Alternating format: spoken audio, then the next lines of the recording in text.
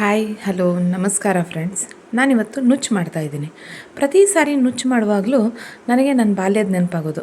ನಮ್ಮ ಅಜ್ಜ ಒಂದು ಕ್ಯಾಸೆಟಲ್ಲಿ ನುಚ್ಚಿನ ಮಲ್ಲಯ್ಯ ಅನ್ನೋ ಹಾಸ್ಯಭರಿತ ಸಣ್ಣ ಕ್ಯಾಸೆಟಲ್ಲಿ ಆ ಕತೆ ಕೇಳಿ ಕೇಳಿ ಕೇಳಿ ನಮಗೆ ಈಗಲೂ ಆ ಕತೆ ನೆನಪಾಗ್ತಾನೆ. ಶಂಭು ಬಳಿಗಾರ್ ಅನ್ನೋರು ಅಂತ ಬರೆದಿರೋವಂಥ ಕತೆ ಅದು.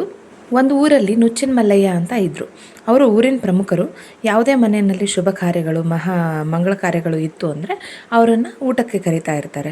ಅವರು ಪೂಜೆ ಕಾರ್ಯ ಮಾಡ್ಕೊಂಡು ಹೋಗಬೇಕು ಅಂತ.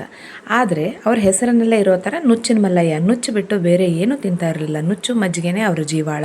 ಪ್ರತಿ ಮನೆಗೆ ಹೋದರೂ ಕೂಡ ಅವ್ರಿಗೆ ಗೊತ್ತಾಗ್ಬಿಟ್ಟಿತ್ತು, ಬೇರೆ ಏನೇ ಕಡುಬು ಹೋಳಿಗೆ ಸ್ವೀಟ್ಗಳನ್ನ ಮಾಡಿದರೂ ಕೂಡ, ಪಂಚಭಕ್ಷಗಳನ್ನ ಮಾಡಿದರೂ ಕೂಡ ಅವರು ನುಚ್ಚು ಬಿಟ್ಟು ಬೇರೆ ಏನೂ ತಿಂತಾನೇ ಇರಲಿಲ್ಲ.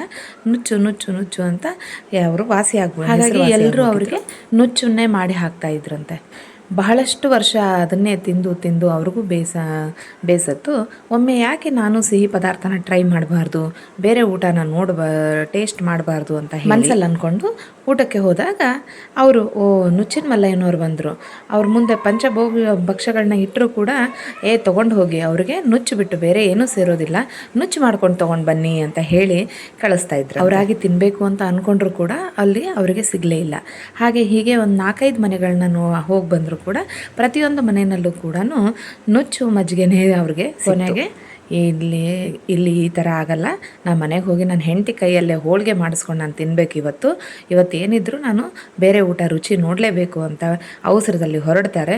ಅಷ್ಟರಲ್ಲಿ ಕಾಲು ಜಾರಿ ಕೆಳಗಡೆ ಬಿದ್ದು ಹೋಗ್ಬಿಡ್ತಾರೆ. ಕಾಲಿನ ಮೂಳೆ ಎಲ್ಲ ಮುರಿದು ಹೋಗುತ್ತೆ. ಆಗ ಆ ಕಡೆ ಹಳ್ಳಿ ಕಡೆ ಡಾಕ್ಟರನ್ನು ಮಾಡ್ತಾರೆ. ಅದಕ್ಕೆ ಪಟ್ಟು ಹಾಕ್ಬಿಟ್ಟು, ನೋಡಿ ಮಲ್ಲಯ್ಯನವರೇ, ನೀವು ಇನ್ಮೇಲೆ ಬೇರೆ ಊಟಗಳನ್ನ ತಿನ್ನೋ ಹಾಗಿಲ್ಲ, ಪತ್ತೆ ಊಟನೇ ಮಾಡಬೇಕು, ನುಚ್ಚು ಮಜ್ಜಿಗೆ ಅಂತೂ ಹೇಳಿ ಮಾಡಿಸಿದ್ದು, ಇನ್ನೂ 6 ತಿಂಗಳು ಬೇರೆ ಊಟ ಮಾಡೋ ಹಂಗಿಲ್ಲ ಅಂತ ಹೇಳಿಬಿಡ್ತಾರಂತೆ. ಈ ಕತೆ ನನಗೆ ಯಾವಾಗ ನುಚ್ಚು ಮಾಡಿದಾಗಲೂ ಅದು ನೆನಪಾಗ್ತಾನೆ ಇರುತ್ತೆ.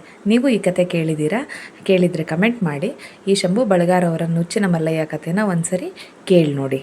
ನಾನು ನನ್ನ ಮಗನಿಗೆ ಹೀಗೆ ನಿಮ್ಮ ಕತೆ ಹೇಳ್ತಾ ನನ್ನ ಮಗನಿಗೂ ಕೂಡ ನುಚ್ಚನ್ನ ತಿನ್ನಿಸ್ದೆ. ಅವನಿಗೂ ಮತ್ತು ನನ್ನ ಮಗಳಿಗೂ ನುಚ್ಚು ಅಂತಂದರೆ ಪ್ರಾಣ. ನಾವು ಮನೆಯಲ್ಲಿ ಜೋಳದ ನುಚ್ಚು ದೇಹಕ್ಕೆ ತಂಪು ಕೂಡ, ಹಾಗೆ ಹೊಟ್ಟೆ ತುಂಬುತ್ತೆ. Thank you so much for watching.